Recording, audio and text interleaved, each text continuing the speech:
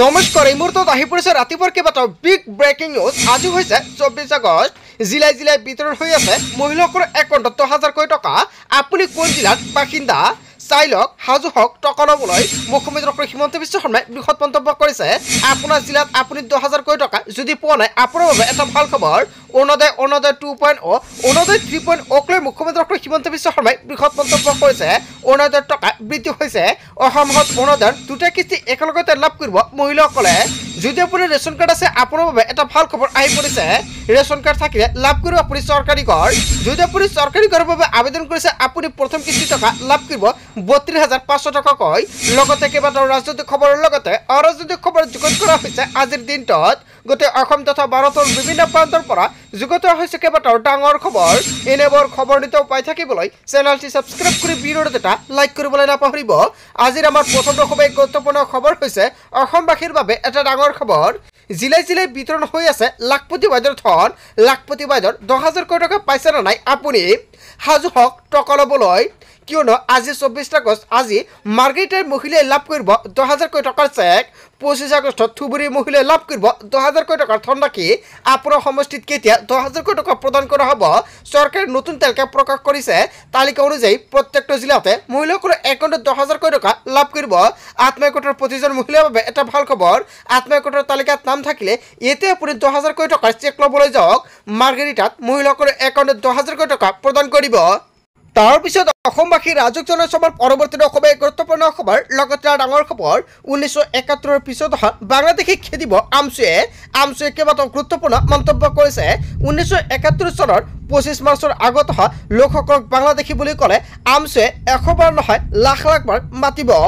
কিন্তু 25 মাৰ্চৰ পিছত অহা কোনো এজন যদি দেখুৱাই দিয়ে, তেনে ক্ষেত্ৰত আমছুৱে নিজে বাংলাদেশলৈ পঠিয়াই দিব। অসমত কোনো SIRৰ প্ৰয়োজন নাই।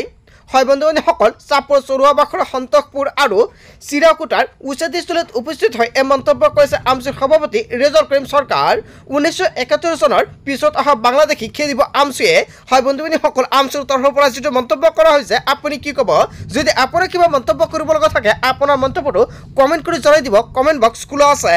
তাৰপিছত অসমবাসী ৰাজক জনসভাৰ পৰৱৰ্তী খুবেই গুৰুত্বপূৰ্ণ খবৰ। লগতে ডাঙৰ খবৰ, জমিয়তৰ নেতা মাদানীৰ ওপৰত লোৱা হ'ব আইনসন্মত কঠোৰ ব্যৱস্থা। কেইবাটাও ডাঙৰ খবৰ আহি পৰিছে আজিৰ দিনটোতে। NRCৰ সময়ত মাদানী লিপ্ত হৈছিল অসম বিৰোধী কামত। অসমৰ মুখ্যমন্ত্ৰী কোন হ'ব আৰু কোন নহ'ব, সেয়া অসমৰ ৰাইজে সিদ্ধান্ত ল'ব। মাদানীয়ে অসমৰ মুখ্যমন্ত্ৰীক বৰ্খাস্তৰ দাবী কৰাৰ কোনো অধিকাৰ নাই। টেট শিক্ষক নিযুক্তিৰ সময়ত মাদানীয়ে বাধা দিয়াৰ অপচেষ্টা চলাইছিল। NRCৰ সময়ত মাদানীয়ে বহু অসম বিৰোধী কামত লিপ্ত আছিল। মাদানীৰ দৰে ব্যক্তিক অসমৰ ৰাইজে প্ৰতিহত কৰিব লাগে। যদি আমি এতিয়াই সাৱধান নহওঁ, তেনেক্ষেত্ৰত 10 পৰা 20 বছৰ পিছত মাদানীহঁতৰ দৰে লোকে অসমৰ ভাগ্যবিধাতা হৈ পৰিব। ব্যক্তিগতভাৱে মই মাদানীক চুলি এডালৰ সমান কেয়াৰ নকৰোঁ। আইনসন্মত ৰাস্তাৰে মাদানীৰ ওপৰত লোৱা হ'ব কঠোৰ ব্যৱস্থা। হয় বন্ধুসকল, অসমৰ মুখ্যমন্ত্ৰী ডক্টৰ হিমন্ত বিশ্ব শৰ্মাই এনেকুৱাকৈ মাদানীৰ বিৰুদ্ধে কেইবাটাও গুৰুত্বপূৰ্ণ মন্তব্য কৰিছে। আচলতে মুখ্যমন্ত্ৰী ডক্টৰ হিমন্ত বিশ্ব শৰ্মাই যিটো মন্তব্য কৰিছে, আপুনি কি ক'ব? লগতে মাদানীয়ে মুখ্যমন্ত্ৰী ডক্টৰ হিমন্ত বিশ্ব শৰ্মাৰ বিৰুদ্ধে যিটো কৈছে, আপুনি কি ক'ব? যদি আপোনালোকৰ কিবা মন্তব্য কৰিব লগা থাকে, আপোনালোকৰ মন্তব্যটো নিশ্চয় কমেণ্ট কৰি জনাই দিব। তাৰপিছত অসমবাসী ৰাজক জনসভাৰ পৰৱৰ্তী খুবেই গুৰুত্বপূৰ্ণ খবৰ। লগতে ডাঙৰ খবৰ, জমিয়ত উলেমা ই হিন্দৰ নেতা মাহমুদ আৰছাদ মাদানীক গ্ৰেপ্তাৰ কৰক। আৰছাদ মাদানীক গ্ৰেপ্তাৰৰ দাবীত ধেমাজিৰ ৰাজপথত দল সংগঠনৰ গৰ্জন। বীৰ লাচিত সেনা, টাই আহোম ছাত্ৰ সন্থা, সদৌ সোণোৱাল কছাৰী ছাত্ৰ সন্থা, চুতীয়া জাতি ছাত্ৰ সন্থা, গোৰ্খা ছাত্ৰ সন্থা, সদৌ অসম অনুসূচিত জাতি ছাত্ৰ সন্থা, নাথযোগী ছাত্ৰ সন্থা আৰু সদৌ অসম কোচ ৰাজবংশী ছাত্ৰ সন্থাৰ তীব্ৰ প্ৰতিবাদ। জমিয়ত উলেমা ই হিন্দ অসমৰ মুখ্যমন্ত্ৰীক লৈ দিয়া আবেদন অতি নিন্দনীয়। শীঘ্ৰে সংগঠনটোক নিষিদ্ধ কৰাৰ লগতে আৰছাদ মাদানীক গ্ৰেপ্তাৰ কৰিব লাগে। চৰকাৰৰ উচ্ছেদ অভিযান আৰু খিলঞ্জীয়াৰ সুৰক্ষাক সমৰ্থন জনাই সংগঠনকেইটা। কোনো কাৰণতে উচ্ছেদ বন্ধ কৰিব নালাগে বুলি দাবী জনাইছে প্ৰতিবাদকাৰী দল সংগঠনে। তাৰপিছত অসমবাসী ৰাজক জনসভাৰ পৰৱৰ্তী খুবেই গুৰুত্বপূৰ্ণ খবৰ। লগতে ডাঙৰ খবৰ, জমিয়ত উলেমা মানেই হৈছে কংগ্ৰেছ আৰু মিয়া। জমিয়ত যদি পাৰে অসমত উচ্ছেদ বন্ধ কৰি দেখক। মাদানী জাতীয় দল সংগঠনৰ চেলেঞ্জ। হয় বন্ধুসকল, মাদানী জাতীয় দল সংগঠনৰ চেলেঞ্জ। জমিয়ত উলেমা মানেই হৈছে মিয়া, মিয়া মানে হৈছে জমিয়ত উলেমা ই হিন্দ, কংগ্ৰেছ মানে হৈছে জমিয়ত উলেমা। অসমত জমিয়ত উলেমাৰ দপদপনি নচলিব। হয় বন্ধুসকল, কংগ্ৰেছ মানে জমিয়ত উলেমা নেকি, এনেকুৱাকৈ এটা ডাঙৰ প্ৰশ্ন উত্থাপিত হৈছে। ইয়াত কেৱল খিলঞ্জীয় লোকৰ প্ৰভুত্ব আছে, উচ্ছেদ হৈছে আৰু হ'বই লাগিব। উচ্ছেদ হৈছে প্ৰতিজন খিলঞ্জীয়ৰ দাবী। মাদানীক জাতীয় দল সংগঠনৰ অপেন চেলেঞ্জ। যদি সাহস আছে অসমত উচ্ছেদ বন্ধ কৰি দেখুৱাওক মাদানীয়ে। মুখ্যমন্ত্ৰীলৈ আহ্বান, আপুনি উচ্ছেদ চলাই যাওক, অসমীয়াই সমৰ্থন কৰিব উচ্ছেদক। জমিয়ত উলেমাৰ বিৰুদ্ধে জাতীয় দল সংগঠনৰ হুংকাৰ। জমিয়ত উলেমা মানে মিয়া হয় বন্ধু বান্ধৱীসকল, জমিয়ত উলেমা মানে মিয়া নেকি? আচলতে যিটো মন্তব্য কৰিছে আপুনি কি ক'ব? যদি আপোনাৰ কিবা মন্তব্য কৰিব লগা থাকে আপোনালোকৰ মন্তব্যটো নিশ্চয় কমেণ্ট কৰি জনাই দিব। তাৰপিছত অসমবাসী ৰাজক জনসভাৰ পৰৱৰ্তী খুবেই গুৰুত্বপূৰ্ণ খবৰ, লগতে ডাঙৰ খবৰ, NRCত পুনৰ হ'ব NRCৰ পুনৰীক্ষণ হয় বন্ধু বান্ধৱীসকল।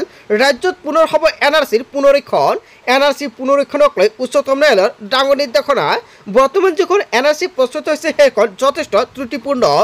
যিহেতু NRCত এতিয়াও চূড়ান্ত হোৱা নাই, সেয়েহে যিখন NRC হ'ব সেইখন ত্ৰুটিমুক্ত হ'ব লাগিব। NRCৰ পুনৰীক্ষণৰ বাবে প্ৰাক্তন সম্বনাই হিতেশ দেৱ শৰ্মাই উচ্চ ন্যায়ালয়ত দাখিল কৰিছিল লেখাবেদন।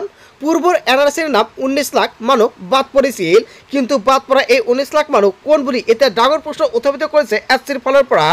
যিহেতু অসম এখন সীমামূৰীয়া ৰাজ্য, অসমত বহুতো অবৈধ অনুপ্ৰৱেশকাৰী আছে।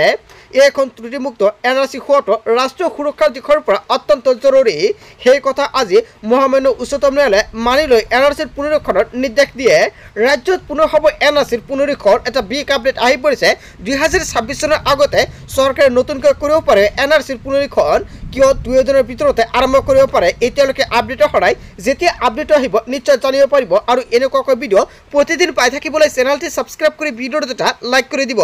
তাৰপিছত অসমবাসী ৰাজক জনসভাৰ পৰৱৰ্তী খুবেই গুৰুত্বপূৰ্ণ খবৰ, লগতে ডাঙৰ খবৰ, সাৱধান হওক ৰাজ্যবাসী। জৰুৰী কাম নাথাকিলে নোলাব ঘৰৰ পৰা। ৰাজ্যজুৰি মুগুলধাৰ বৰষুণ। উজনিৰ নামনি সামৰি লোৱা হৈছে ইয়েলো এলাৰ্ট জাৰি হয় বন্ধু বান্ধৱীসকল। উজনিৰ নামনি সকলোতে এতিয়া ইয়েলো এলাৰ্ট জাৰি কৰা হৈছে। বতৰ বিজ্ঞান কেন্দ্ৰই জাৰি কৰিছে এলাৰ্ট। তিনিচুকীয়া, ডিব্ৰুগড়, ধেমাজি, লখিমপুৰ, মাজুলী, শিৱসাগৰ, যোৰহাট, গোলাঘাট, কাৰ্বি আংলং, কাছাৰ, হাইলাকান্দি, শ্ৰীভূমি, পশ্চিম কাৰ্বি আংলং, নগাঁও, মৰিগাঁও, দৰং, কামৰূপ মেট্ৰ', বঙাইগাঁও, চিৰাং, কোকৰাঝাৰ, ধুবুৰীৰ বাবে জাৰি কৰা হৈছে ইয়েলো এলাৰ্ট হয় বন্ধু বান্ধৱীসকল। এইকেইখন জিলাত জাৰি কৰা হৈছে ইয়েলো এলাৰ্ট। এইকেইখন জিলাৰ পৰা যদি কোনো ভিডিঅ'টো চাই আছে নিশ্চয় আপুনি কমেণ্ট কৰি জনাই দিব বৰষুণ দি আছে নে নাই। যদি বৰষুণ দি আছে তেনে ক্ষেত্ৰত কেনেকুৱা, বা যদি দিয়া নাই বতৰ কেনেকুৱা কমেণ্ট কৰি জনাই দিব। তাৰপিছত অসমবাসী ৰাজক জনসভাৰ পৰৱৰ্তী খুবেই গুৰুত্বপূৰ্ণ খবৰ, লগতে ডাঙৰ খবৰ, প্ৰশাসনে কোনো জাননী নিদিয়াকৈ চলাইছে উচ্ছেদ। আমাক 2 দিনৰ পূৰ্বে দিয়া হৈছিল জাননী। এই কাৰ্যক আমি ধিক্কাৰ জনাইছোঁ। এই উচ্ছেদ আমি কেতিয়াও মানি নলওঁ। উচ্ছেদৰ পূৰ্বে আমাক সংস্থাপন দিয়ক। মুখ্যমন্ত্ৰীৰ সৈতে আলোচনা হোৱাৰ পিছতো আমাক দিয়া নাই সংস্থাপন। সকলো ফালৰ পৰা আমাক লক্ষ্য কৰি লৈ আছে। আমাক পুনৰ সংস্থাপন নিদি অৱজ্ঞা কৰিছে মুখ্যমন্ত্ৰীয়ে। মুখ্যমন্ত্ৰীয়ে আমাক মাটি দিয়ক, আমি স্থান এৰি যাবলৈ সাজু আছোঁ। মাটি নিদি আমাক ত্ৰিপলৰ তলত আশ্ৰয় ল'বলৈ বাধ্য কৰাব মানি নলওঁ। কোনো জাননী নিদিয়াকৈ মৌখিকভাৱে চলাইছে এই উচ্ছেদ অভিযান। মধ্যবিত্ত শ্ৰেণীৰ ল'ৰা ছোৱালীয়ে ব্যক্তিগত বিদ্যালয়ত পঢ়ি আছে আৰু তাতে চৰকাৰে চলাইছে উচ্ছেদ। ইয়াৰ বিৰুদ্ধে সমগ্ৰ অসমজুৰি চলোৱা হ'ব তীব্ৰ আন্দোলন। গোৱালপাৰাৰ ৰাক্ষসনীত উচ্ছেদৰ হাহাকাৰ হয় বন্ধু বান্ধৱীসকল। জহকাৰী ভয়ংকৰ উচ্ছেদ অভিযান চলাইছে চৰকাৰে আৰু ইয়াৰ পিছতে জনতাই ক্ষোভ প্ৰকাশ কৰিছে। তাৰপিছত অসমবাসী ৰাজক জনসভাৰ পৰৱৰ্তী খুবেই গুৰুত্বপূৰ্ণ খবৰ, লগতে ডাঙৰ খবৰ, নলবাৰীৰ পৰা মুখ্যমন্ত্ৰী হিমন্ত বিশ্ব শৰ্মাই ৰাজ্যবাসীক দিলে ভাল খবৰ। 11টাকৈ বৃহৎ ঘোষণা কৰিছে অসমৰ মুখ্যমন্ত্ৰী ডক্টৰ হিমন্ত বিশ্ব শৰ্মাই। 17 ছেপ্টেম্বৰৰ পৰা লাভ কৰিব অৰুণোদয়ৰ ধন। অক্টোবৰৰ পৰা সোমাব নিযুত মইনা আঁচনি ধনৰাশি। অৰুণোদয় 2.0, অৰুণোদয় 3.0 টকা চৰকাৰে প্ৰদান কৰিব 17 ছেপ্টেম্বৰত। যদি তালিকাত আপোনাৰ নাম আছে আপোনাৰ বাবে এটা ভাল খবৰ। লগতে এই মাহতে চৰকাৰে বহুতো হিতাধিকাৰীৰ নাম কৰ্তন কৰিছে। যদি আপুনি অৰুণোদয়ৰ হিতাধিকাৰী তেনে ক্ষেত্ৰত আপোনাৰ বাবে এটা বেয়া খবৰ, কিয়নো লাখ লাখ মহিলাৰ নাম কৰ্তন কৰিছে অৰুণোদয় তালিকাৰ পৰা। জুন আৰু জুলাই মাহতো বহুতো হিতাধিকাৰীৰ নাম কৰ্তন কৰিছে। অক্টোবৰৰ পৰা সোমাব নিযুত মইনা আঁচনিৰ ধনৰাশি। লগতে নিযুত মইনা আঁচনিত যদি আপুনি আবেদন কৰিছে তেনে ক্ষেত্ৰত আপোনাৰ বাবে ভাল খবৰ। নৱেম্বৰৰ পৰা ৰেচন কাৰ্ডত নতুন সংযোজন। যদি আপোনাৰ ৰেচন কাৰ্ড আছে ৰেচনৰ লগতে লাভ কৰিব এতিয়া আপুনি দালি, চেনি আৰু নিমখ। মেট্ৰিক দিবলগীয়া পৰীক্ষাৰ্থীয়ে মাহেকত পাব 300কৈ টকা। জানুৱাৰীত গেছ চিলিণ্ডাৰ ক্ৰয় কৰিলে পাব আপুনি 250 টকাৰ ৰাজসাহায্য। ৰাজসাহায্যসহ জানুৱাৰীৰ পৰা অৰুণোদয়ৰ ধন হ'ব 1500 টকাকৈ। অনাগত 6 মাহত মধ্যবিত্ত লোকৰ বাবে চৰকাৰে কেইবাটাও অবিলাসী পদক্ষেপ নলবাৰীত উপস্থিত হৈ মুখ্যমন্ত্ৰী ডক্টৰ হিমন্ত বিশ্ব শৰ্মাই বৃহৎ মন্তব্য কৰিছে। আজিৰ ভিডিঅ'টো সকলোৱে বেছি শ্বেয়াৰ কৰি দিব। তাৰপিছত অসমবাসীৰ ৰাজুক জনসমৰ পৰৱৰ্তী খুব গুৰুত্বপূৰ্ণ খবৰ, লগতে ডাঙৰ খবৰ, অসম নাগালেণ্ড সীমান্তত নগাৰ তাণ্ডৱ, উচ্ছেদস্থলীত গছপুলি ৰোপণত বাধা নগাৰ, অসম আৰক্ষীৰ সৈতে তৰ্কত লিপ্ত হৈছে একাংশ নগা, লগতে অসম আৰক্ষীয়ে হাতজোৰ কৰি ক্ষমা খুজিছে, হাতে হাতে লাঠি জঙা লৈ ওলাই আহিছে নগা, সীমান্তৰ মধুপুৰত নগাৰ বাধাৰ সন্মুখীন হৈছে বন বিভাগ, উৰিয়ামঘাটৰ সীমান্তত সংঘটিত হৈছে এই ঘটনা। হয় বন্ধু বান্ধৱীসকল, এটা বিগ আপডেট আহি পৰিছে। আজিৰ ভিডিঅ'টো সকলোৱে বেছিকৈ শ্বেয়াৰ কৰি দিব। বন বিভাগ গছপুলি ৰোপণৰ বাবে যাৱতীয় কাম কাজ চলাই থকাত বাধা একাংশ নগাই দিছে। হয় বন্ধু বান্ধৱীসকল, বাধা দিয়াৰ পিছতো আৰক্ষীয়ে ক্ষমা খুজিছে নগাৰ ওচৰত, তথাপিও নগাসকলে মানা নাই। হয় বন্ধু বান্ধৱীসকল, এটা বিগ আপডেট আহি পৰিছে। উচ্ছেদস্থলীত এনেকুৱাকৈ ঘটনা সংঘটিত হৈছে। তাৰপিছত অসমবাসী ৰাজুক জনসমৰ পৰৱৰ্তী খুব গুৰুত্বপূৰ্ণ খবৰ, লগতে ডাঙৰ খবৰ, BTRত আৰু BCTC চিষ্টেম নচলিব। BCTC বিলাক বৰালি মাছৰ দৰে BTRত ঘৰ পাবৰ কাৰণে BCTCক দিব লাগে টকা। বৰালি মাছে যিদৰে সৰু সৰু মাছবোৰ খায়, ঠিক তেনেদৰে BCTCয়ে আঁচনিবোৰৰ টকাবোৰ খাই পেলায়। গতিকে কোনো BCTC চিষ্টেম নচলিব।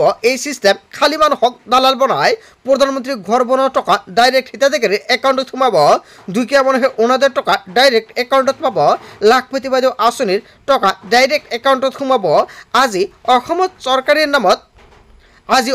চাকৰিৰ নামত কোনো 1 টকা খাব নোৱাৰে। নিয়মত চাকৰি পাব লাগিব।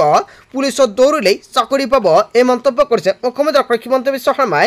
বন্ধু বান্ধৱীসকল, আজিৰ মূল ভিডিঅ'খনত আপোনালোকক এইখিনি সৰু কেইটামান ইনফৰমেশ্যন দিবলগীয়া আছিলে। ভিডিঅ'টি ভাল লাগিলে লাইক কমেণ্ট শ্বেয়াৰ কৰিব। চ' থেংক ইউ ফৰ ৱাচিং ফুল ভিডিঅ'।